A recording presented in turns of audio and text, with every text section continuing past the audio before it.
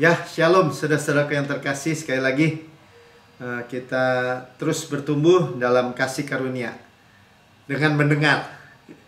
Ya, mendengar tentang Yesus. Ya, mendengar tentang kasih karunia yang begitu sederhana sebenarnya. Ya, Bible is simple. It takes theologian to make it complicated. Yang buat komplikasi rumit biasanya para teolog, ya, agamawi akhirnya. Ya, kita dalam waktu-waktu itu Great Revolution, ya, revolusi Injil. Saudara percaya aja, kalau Tuhan seolah-olah lama berlambat-lambat, sebenarnya masih banyak lagi yang orang yang mau diselamatkan. Kita menerima atau mengalami kuasa hidup berkemenangan. Jadi bukan hidup pecundang atau hidup kalah, gelap, buntu, korosi, hancur. Dan itu memang terjadi bahkan di dalam lingkungan-lingkungan orang Kristen. Ya, kemarin ngobrol-ngobrol, ada dulu di kuliah senior sipil Kristen. Ya, dia jadi konselor katanya. Dia bilang, waduh, ya sekarang yang konseling pendeta-pendeta male katanya. Dan bahkan ketua sinode katanya. Kemarin adik saya bilang kan, ketua sinodenya bahkan berselingkuh. Nih dia bilang, saya nggak sebut deh sinodenya katanya. Berarti banyak ya. Nah, padahal kalau orang Kristen mau hidup mulia sangat sederhana. Bagaimana? Ya, hidup sepenuhnya tanpa percampuran di bawah kasih karunia. Hanya itu. Masalahnya kan percampuran. Udah orang Kristen masih mengharapkan hukum Taurat. Kita udah dengar, Pak Budi sering sampein juga. Kita mau bikin 100% hukum Taurat juga, kita bukan Yahudi, nggak ada perjanjian. Nggak ada perjanjian sunat kita dengan Tuhan. Karena orang Yahudi yang adalah domba Tuhan sebenarnya. Tapi ketika Yesus datang untuk domba-dombanya, menolak domba-dombanya, yaitu orang Yahudi. Makanya kita jadi domba-dombanya. Kita bahkan jadi anak yang memanggil Aba, Bapa. Nah, Tuhan itu adalah firman. Dan kita udah terus dengar. Iman timbul dari pendengaran. Pendengaran akan firman Kristus. Ya, kalau kita dengar, kita percaya. Sama-sama katakan percaya. Atau kalau saudara dengar gini, ya amin aja, amin gitu. Dan berkata-kata. Ya, berkata. Enggak Pak, saya percaya aja Pak dalam hati. Nggak cukup saudara. Ya, berdoa itu sebenarnya berkata. Ya, berkata tentu saja kebenaran. Ya, kalau saudara nggak mau berkata, tetap saudara ngomong kok. Dengar dari luar.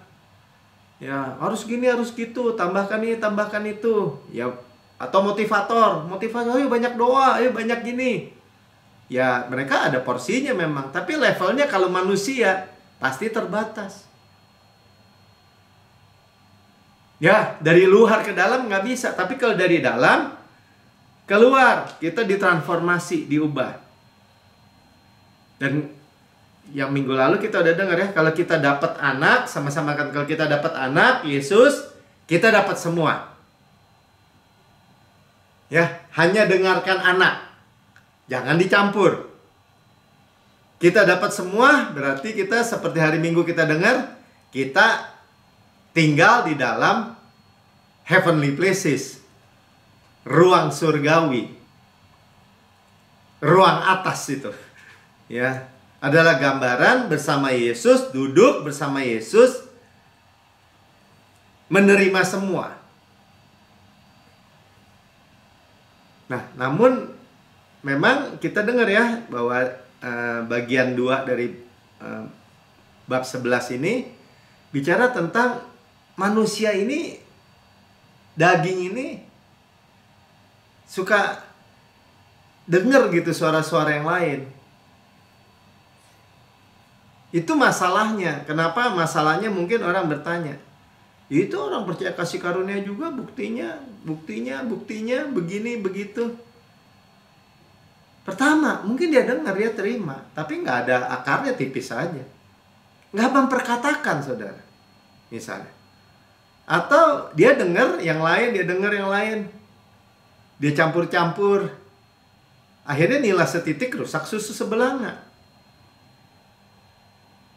Jadi kasih karunia ditambah hukum Taurat tuh bukan jadi separuh-separuh, juga bukan.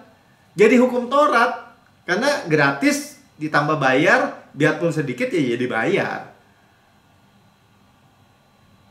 Gak bisa. Ya, nah kita harus punya kepastian dari Bapa, dari Yesus. Gimana ngomongnya? Kita udah dengar minggu lalu, sudah bisa cek di waktu di Gunung Kemuliaan. Bapa hanya bilang, inilah anak yang kukasih, kepadanya aku berkenan, dengarkanlah dia. Dengarkanlah hanya Yesus. Walaupun si Petrus mau bikin kemah buat Musa, buat Elia, buat Yesus, mensejajarkan Yesus dengan hukum Taurat, dengan nabi-nabi, nggak bisa. Karena Yesus ya udah jelas di atas mereka semua. Nah, kita setelah turun Gunung Kemuliaan, sampai dicontoh ini ada peristiwa baik Petrus, baik Yakobus, baik Yohanes. Ya, bagaimana Petrus masih ke bawah sama Musa. Yakobus, Yohanes masih ke bawah sama gayanya Elia. Jadi memang ada secara natural dalam diri kita. Daging ini ingin tampil gitu. Mengambil alih. Ya, kesombongan mau muncul. Tapi dengan kita terus mendengar tentang Yesus, oh enggak, bukan saya, melainkan Kristus. Saya nggak sanggup, tapi Yesus sanggup. Sebenarnya sederhana aja. Rendah hati aja terima. Nah, kita mulai dari Matius 17 ya, ayat 24 sampai 27. Ketika Yesus dan murid-muridnya tiba di Kapernaum, datanglah pemungut bea bait Allah kepada Petrus dan berkata, apakah gurumu tidak membayar dua dirham itu? Ini ya jadi pemungut bea, petugas pajak bait Allah. Ya, mereka mungkin narikin uang kepada orang yang datang untuk memelihara bait Allah, pemeliharaan. Nah, Petrus dengan cepat bilang iya gitu. Nah, tanpa sadar dia mensejajarkan Yesus dengan Musa, bait Musa kan itu bait Allah. Ya, memang membayar, jawabnya. Dia main cepet aja gitu, nggak tanya gurunya dulu. Dan ketika Petrus masuk rumah, Yesus mendahulunya dengan pertanyaan. Yesus mau koreksi karena dia tahu.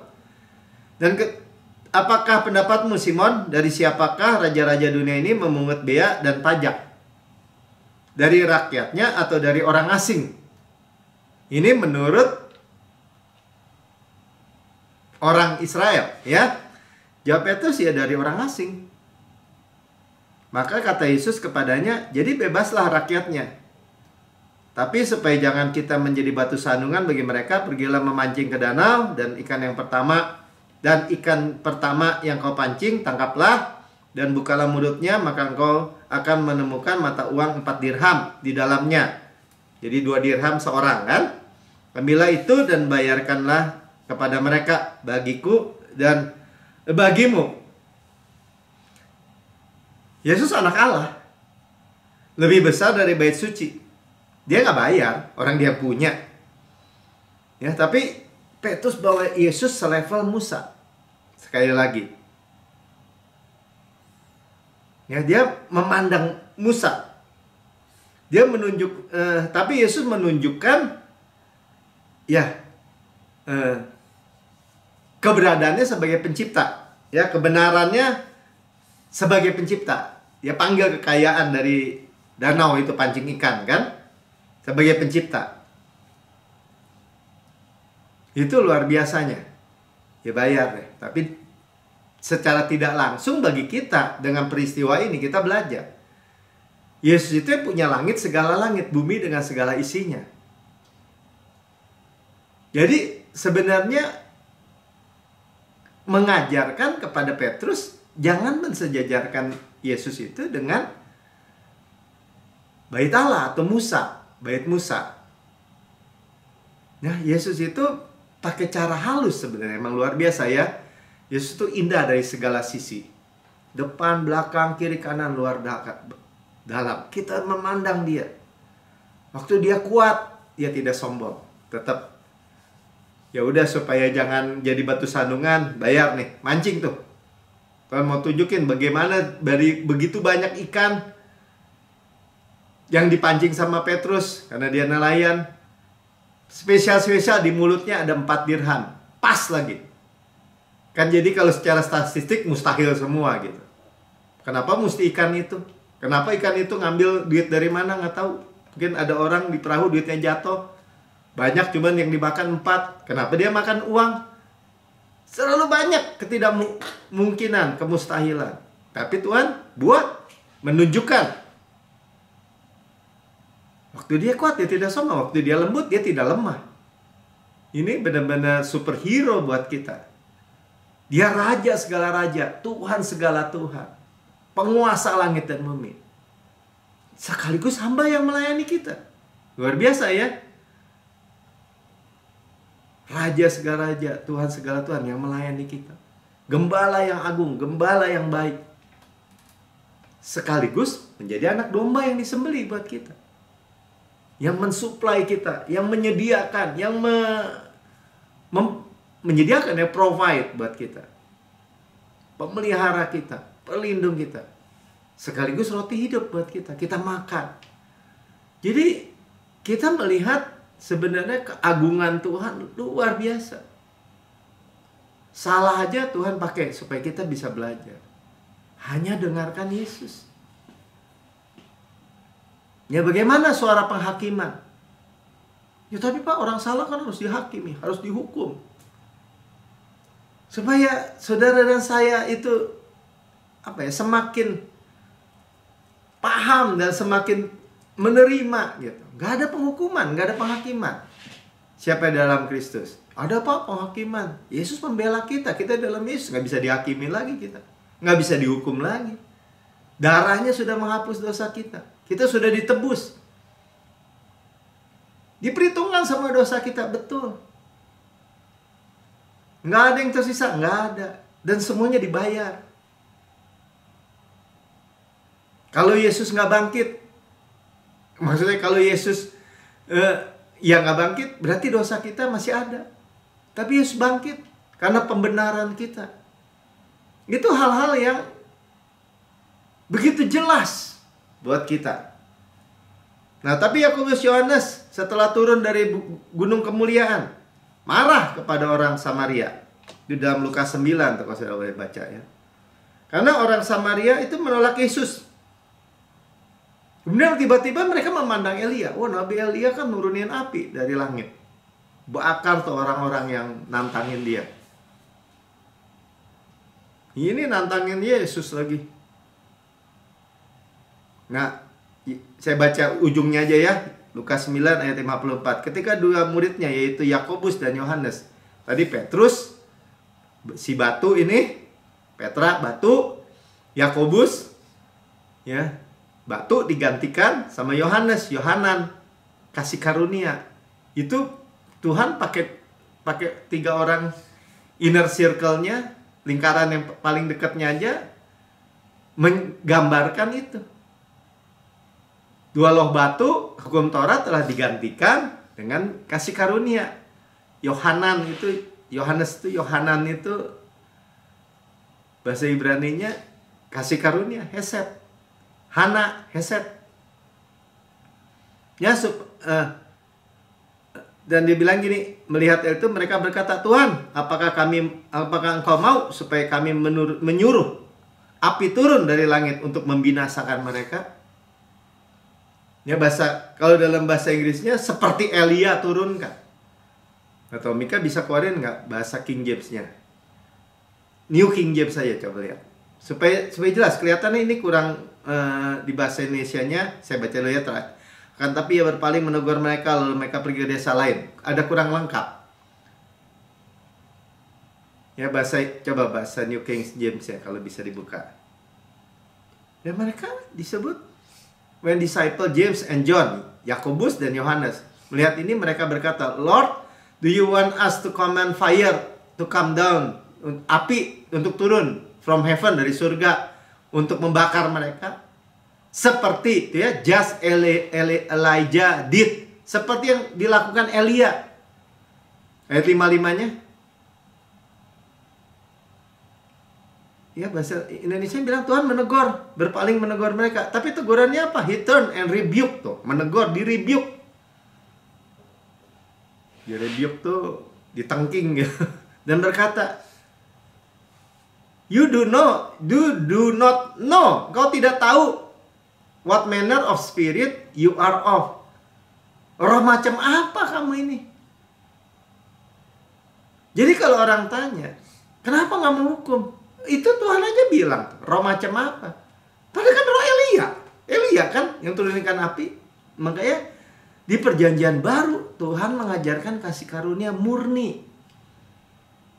Memang menolak kan, kayak zaman Elia. Sampai Tuhan tegurnya gitu. Roh macam apa yang kamu punya?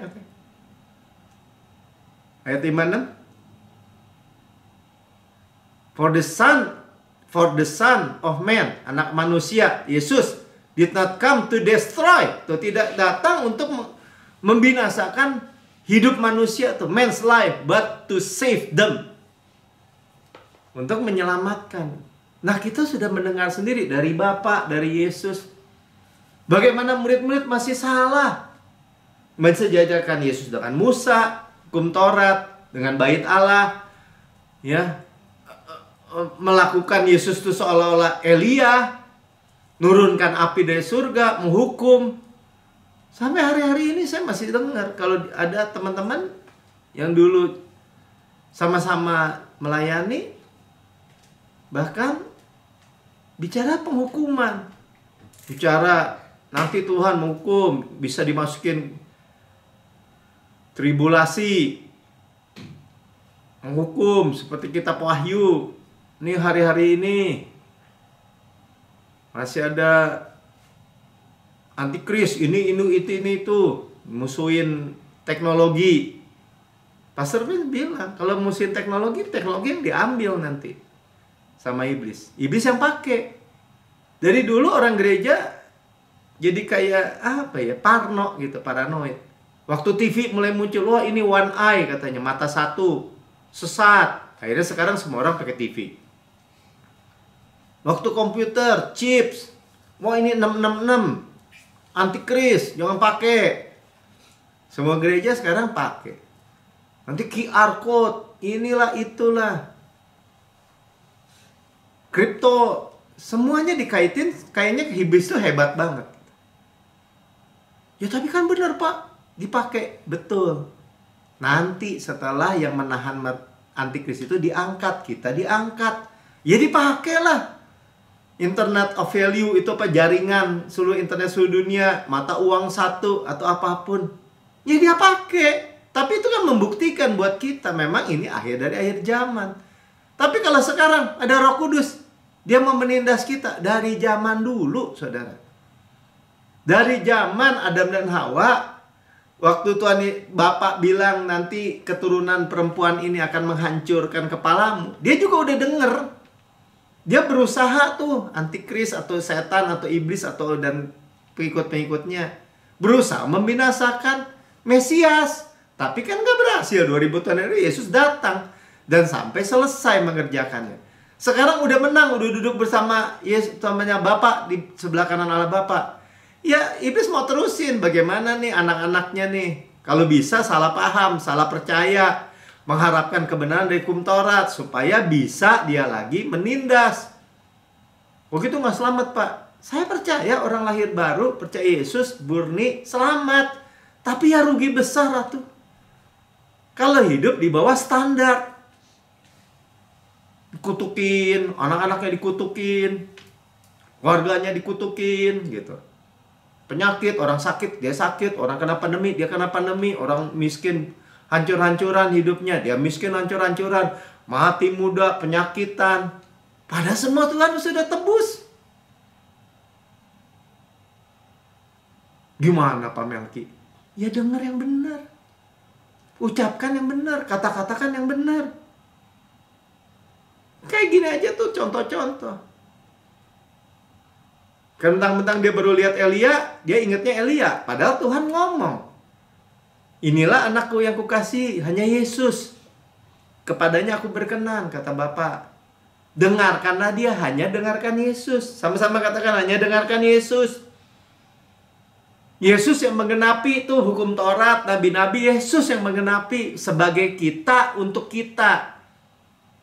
Sebagai kita nih manusia. Matius 5 ayat 17. Janganlah kamu menyangka bahwa aku datang untuk meniadakan hukum Taurat atau kitab para nabi. Itu kan Pak Melki. Jangan sangka begitu. Baca terus dong. Aku datang bukan meniadakannya, tapi untuk menggenapinya. Tuhan Yesus datang 2000 tahun yang lalu, melayani 3,5 tahun, menggenapi seluruh hukum Taurat dan kitab para nabi. Ya kan Yesus, bukan kita. Sebagai kita. Karena dia datang dari surga, anak Allah jadi manusia. Sama aja di kayu salib, menanggung dosa-dosa kita. Masa lalu, masa kini, masa depan, selama-lamanya. Karena dosa kita juga masa depan semua. Dari 2000 tahun yang lalu. Kalau kita percaya, ya percaya dengan iman. Kebenaran hadiah. Ya harus ditambahkan. Tambahkan apa dari pekerjaan yang sempurna dari Tuhan? Pekerjaan apa kalau ini hasil maestro, pelukis Leonardo da Vinci menggambar Mona Lisa yang harganya sekarang mungkin triliunan. Saudara mau tambahin apa? Oh, tambahin kalau kasih tai lalat di sini jadi tambah cantik nih. Saudara tambahin 1 titik, rusak harganya udah. Orang udah dianggap sempurna. Apalagi karya Yesus. Itu kasih karunia 100%. Kita hanya menerima. Sama-sama kan, kita hanya menerima. Tangan terbuka menerima tuh iman tuh. Makanya kita berkata-kata. Kalau kita percaya, dikatakan, karena itu kita berkata-kata. Ya, jadi salib Yesus, ya, katakan di salib Yesus menggenapi sempurna tuntutan. Ya, tuntutan hukum Taurat. Memikul semua penghakiman, semua penghukuman, akibat ngeri dari semua dosa-dosa. Ya, jadi finish work, pekerjaan sempurna Yesus itu benar-benar membungkam hukum Taurat dan nabi-nabi. Udah ditutup. Nggak bisa lagi dituntut kita. Iblis apalagi pakai tuntutan itu kan dengan surat utang. Nggak bisa. Sudah dipakukan di kayu salib. Jadi, sama-sama katakan, sekarang hanya suara Yesus yang saya dengar.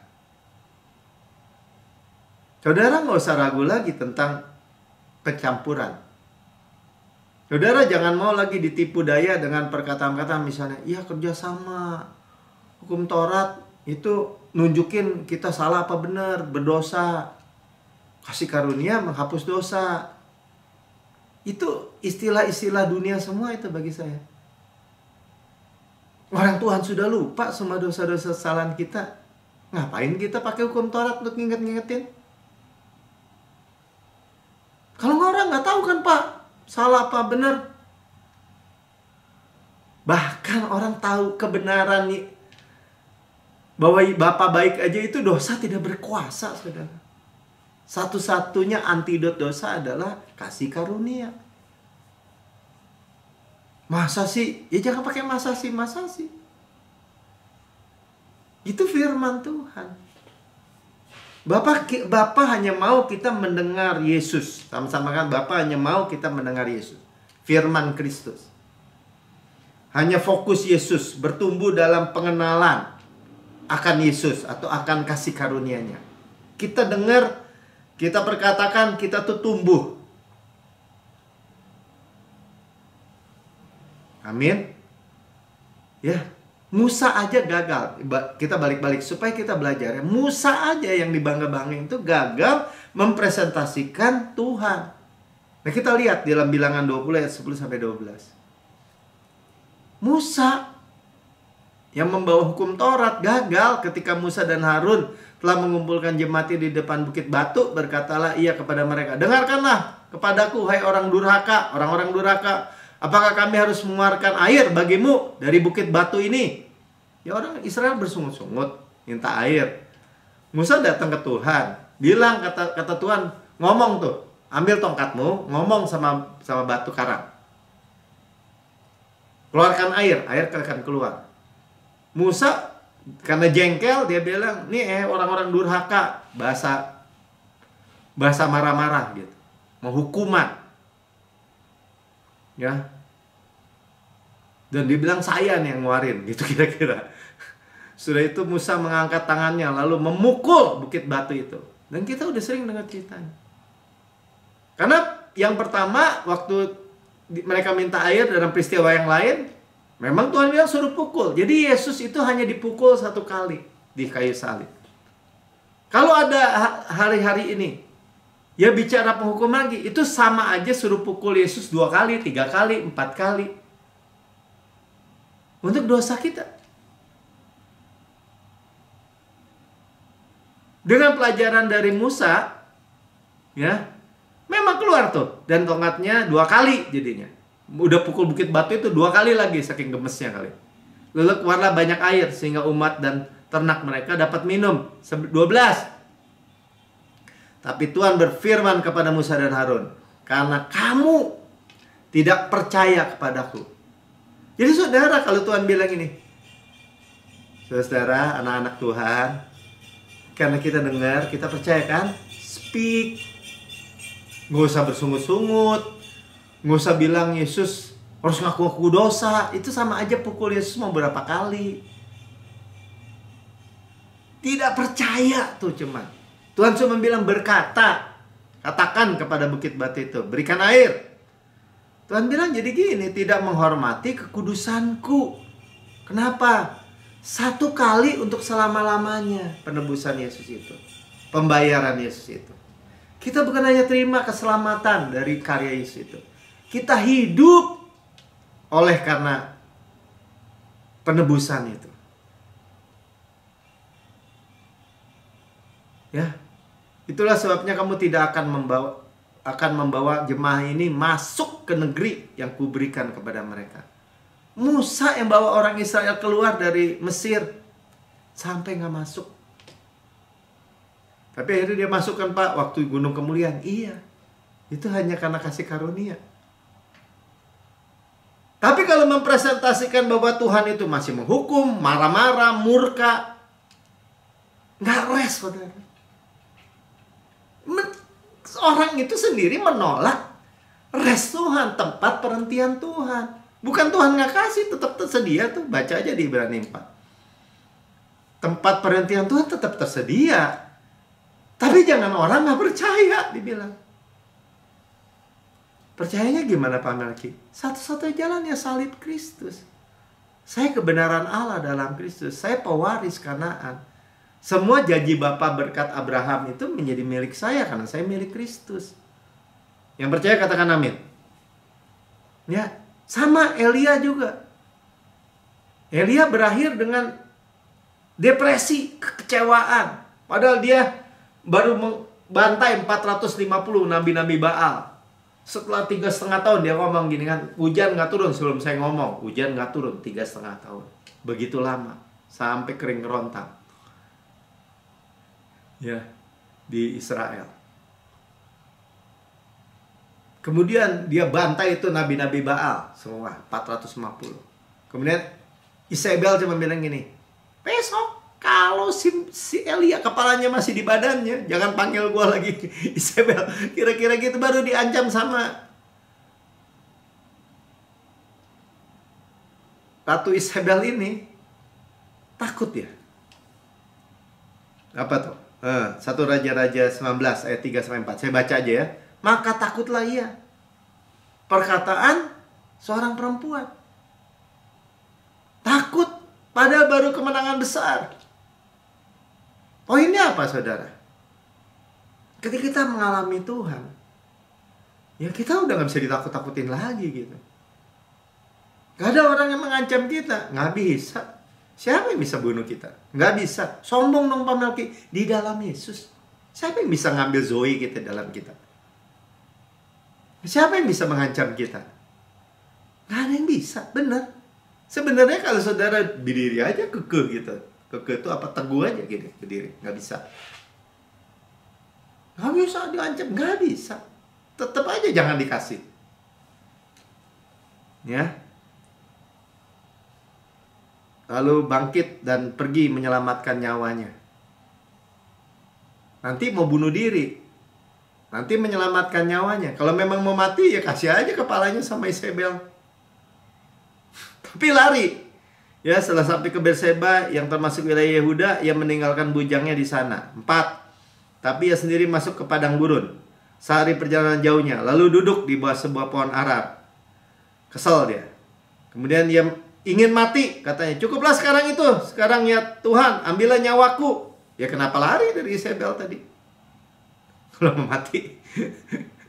Ya, sebab aku tidak lebih baik daripada nenek moyangku. Oh, Pak Melki nggak tahu ceritanya kan ngalamin stres juga. Betul, betul saudara ya. Kita manusia. Mungkin ditakut-takutin. Mungkin ini suara gini, suara dari luar gini. Cuma suara siapa yang kita mau dengar sekarang gitu aja. Akhirnya di tengah-tengah suara-suara ini, suara-suara itu, suara-suara berita, suara-suara keadaan dunia, suara-suara sekarang makin banyak saudara di WA group. Mau penyakit ini, penyakit A, penyakit B, penyakit C, penyakit D. Mau ngomong sehat aja tadi di WA group yang lain. Ya dia bilang, buat apa umur panjang-panjang, menderita gini gitu. Wah, buat apa begini?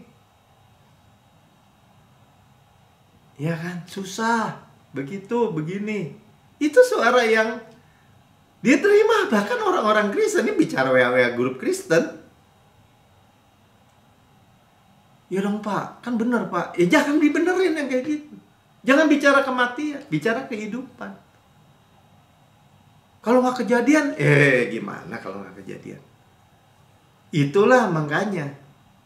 Ya, semua mulainya dengan keraguan-raguan, ketakutan. Ya, jadi udah ya tadi ayat 4-nya ya. Ya jadi mau mati aja gitu. Berarti dia pelayanannya berakhir dengan depresi, dengan kecewa. Minta mati. Jadi kita belajar. Mau mensejarkan Yesus dengan Musa. Ya nggak bisa. Musa aja gagal. Elia, ya nggak bisa juga. Yesus ya nggak gagal, hanya Yesus. Makanya kita lihat representasi atau presentasi Yesus yang sebenarnya. Coba lihat aja dari Yesaya 42 ayat 1. Firman Tuhan bilang, lihat itu hambaku yang kupegang, orang yang pilihanku. Ini bicara tentang Mesias ya, Yesus. Nubuatan yang indah tentang Yesus. Kepadanya aku berkenan. Ya, jadi Yesus selalu accepted. Aku telah menaruh rohku ke atasnya. Ya, pada di dalamnya ya, supaya ia menyatakan hukum kepada bangsa-bangsa. Ya, kalau bicara hukum di Perjanjian Lama selalu firman maksudnya. Ya, yang merenungkan firman Tuhan atau Taurat Musa siang dan malam, itu firman maksudnya. Yang 4, buluh yang patah terkulai tidak akan diputuskannya. Nah, inilah hati Yesus sekarang. Ya, jadi orang-orang yang udah patah, putus asa, salah, gagal, ya tidak diputuskan. Dan sumbu yang pudar nyalanya tidak akan dipadamkannya, tetapi dengan setia, ia, bukan kita, yang menyatakan hukum. Dia yang menggenapi, dia menggenapi semua. Ia sendiri tidak akan menjadi pudar dan tidak akan patah terkulai sampai ia menegakkan hukum di bumi. Segala pulau mengharapkan pengajarannya. Kita mengharapkan pengajaran Tuhan Yesus. Tuhan Yesus mengembalikan hukum Taurat betul kepada posisinya, standarnya yang sempurna. Tapi juga ada tujuannya kan? Tujuannya supaya orang berakhir pada performance atau upaya dirinya, tekad dirinya. berbalik kepada Juru Selamat. Ini bukan pelajaran cetek, saudara. Ini dibayar dengan karya Yesus. Juru Selamat, kalau nggak selesai dengan sempurna, ya sia-sia kepercayaan kita. Tapi dia sendiri tidak pudar, tidak patah terkulai. Berarti apa? Dia berhasil. Yesus tidak gagal, tapi dia sabar juga terhadap kita. Kita nggak setia, dia tetap setia. Luar biasa ya. Dan bukan hanya kegagalan kita yang negatif kita dibuat menjadi serupa dengan Tuhan. Kekudusan Tuhan, kebenaran Tuhan, kebenaran hadiah. Juga kita hidup oleh Dia. Efesus 1 ayat 3. Terpujilah Allah dan Bapa Tuhan kita Yesus Kristus, yang dalam Kristus, saya di dalam Kristus katakan, telah mengaruniakan itu mewariskan, udah di supply pemberian segala berkat rohani di dalam surga. Pneumatikos, berkat-berkat pneumatikos in heavenly places. Hari ini saudara, kita bicara ruang atas, heavenly places, didudukan bersama Tuhan. Dapat terima apa kita? Segala berkat rohani. Tuh kan Pak, rohani cuma sukacita, damai sejahtera. Saudara, kalau saudara sakit sembuh, ya dari Tuhan. Ya itu berkat rohani, Roh Kudus yang buat. Miskin jadi kaya, ya kan materi itu Pak, uang. Dari Tuhan, tetap rohani namanya. Berarti sukacita, damai sejahtera, berkat keluarga, berkat hikmat, kebenaran, penebusan, nggak termasuk. Jangan dia dibolak-balik. Semua, segala berkat rohani. Sama-sama kan, katakan segala berkat rohani. Di upper room, in heavenly places. Luar biasa ya saudara. Sesimpel itu. Tapi gimana? Ya percaya dong. Amin. Sama-sama katakan amin. Saya ada di heavenly places bersama Yesus. Terlepas dari perbuatan saya, terlepas dari kegagalan saya. Bahkan kesalahan kegagalan kita itu dibuat Tuhan menjadi menguntungkan buat kita. Gimana caranya? Ya Tuhan mengorkestrasi semua. Gimana nggak luar biasa itu janji Tuhan, pekerjaan Tuhan. Ya, dia menjawab semua area. Baca aja 2 Korintus 1 ayat 20. Sebab Kristus adalah ya bagi semua janji Allah. Sudah dapat Yesus, Kristus dapat segalanya. Kristus adalah ya, sama juga tuh, semua, all. Segala berkat rohani, all. Semua janji Allah, all. Passwordnya apa? Kristus. Saudara mau apa? Hikmat Kristus. Saudara perlu apa? Kebenaran Kristus. Saudara punya masalah apa? Kekudusan Kristus. Miskin Pak, kurang duit, kurang biaya. Kristus penebusan kita. Berarti apa? Kita ditebus dari kemiskinan. Nggak punya jalan Pak, saya gelap nih. Yesus jalan. Hidup. Kristus adalah ya bagi semua janji Allah. Sama-sama katakan semua janji Allah. Sealkitab. Sudah bilang perjanjian lama termasuk Pak? Termasuk, janji-janjinya semua termasuk. Ya termasuk penghukumannya dong Pak. Nggak bisa, penghukuman sudah ditanggung Yesus. Berarti Bapak pilih-pilih dong. Yang enak-enak aja. Iya. Karena Yesus ambil yang buruknya. Semua bagian kita di bagian buruk diambil Yesus. Bagian yang baiknya Tuhan. Warisan Tuhan. Semua berkat-berkat rohani in heavenly places menjadi milik kita. Apa yang Yesus punya, kita punya. Dapat Yesus, dapat semuanya. Saudara dan saya itu harus bulat itu percaya yang kayak gitu. Gak mungkin Tuhan itu bilang, oh gak bisa. Gak gitu Melki. Gak itu gimana? Buka aja Mik. Ya dibilang ini, itulah sebabnya oleh dia, bukan oleh kita. Sama-sama katakan bukan oleh saya, oleh dia, oleh Yesus. Kita mengatakan amin. So be it. Amin itu akar katanya apa? Emunah ya. Faith, iman tuh. Amin, iman, amin. Yesus adalah sang amin. Untuk memuliakan Allah. Jadi kalau orang tanya, gimana memuliakan Tuhan? Hidup kita kan untuk memuliakan Tuhan. Ya terima dong. Semua karya Yesus yang sempurna. Semakin saudara kenal dia, semakin saudara menerima semua yang dia selesaikan, semakin saudara dan saya memuliakan Tuhan. Kan semakin thank you, grateful, terima kasih, puji Tuhan, terima kasih Yesus. Apa sih yang hidup kita yang gak kita terima? Semuanya kita terima dari Tuhan. Amin. Ya, nah saya tutup dengan kesaksian. Waktu jalan cepat juga ya. Kesaksian yang saya bacakan aja dari sini. Izinkan saya dengan memberi semangat kepada Anda dengan satu kesaksian dari Javier ya, dari Illinois Amerika ya, Illinois. Saya bacakan ya dengan tutup. Saya bertumbuh, kata si Javier ini, sebagai anak pendeta nih, dan dibaptis pada usia 8 tahun. Oke, 8 tahun udah dibaptis. Namun sejak usia 15 hingga 28, saya terlibat dalam mabuk-mabukan, mencoba berbagai narkoba, obat-obatan, minum obat antidepresi untuk menguasai hidup saya. Jatuh dalam minum-minuman keras dan narkoba, gampang gitu. Terus saya menikah pada usia 25 tahun.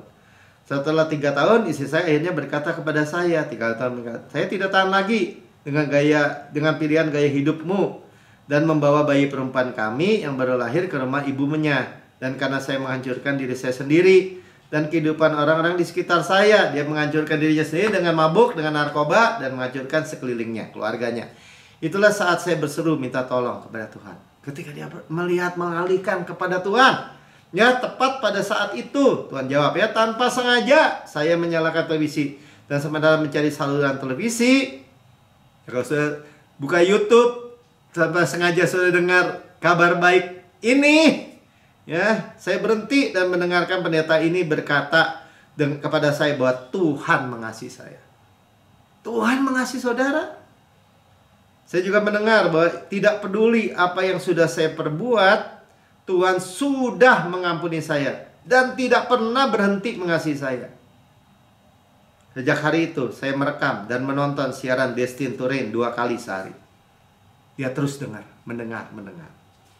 Dalam 2 tahun, oleh kasih karunia Tuhan, saya berhenti minuman keras dan menelan narkoba, obat-obatan. Saya juga berhenti minum obat antidepresi dan tidak menderita efek samping apapun. Luar biasa ya, direstorasi. Pada puncaknya saya menerima baptisan Roh Kudus, dan setelah menonton Anda mengajar tentang topik itu. Dan dalam 2 minggu saya mulai berdoa dalam bahasa roh. Ya, berdoa paling nggak tahu harus berdoa ya, berbahasa aja. Groan in the spirit, ya, mengeluarkan keluhan-keluhan yang Tuhan taruh, doa yang sempurna, ya, perfect prayer dalam hati kita. Dan saya melihat kehidupan rohani saya lepas landas, naik bukan turun. Jadi saya melihat perubahan dalam hidup saya dan memilih untuk tidak meninggalkan saya. Kami baru saja merayakan pernikahan kami yang ke-10.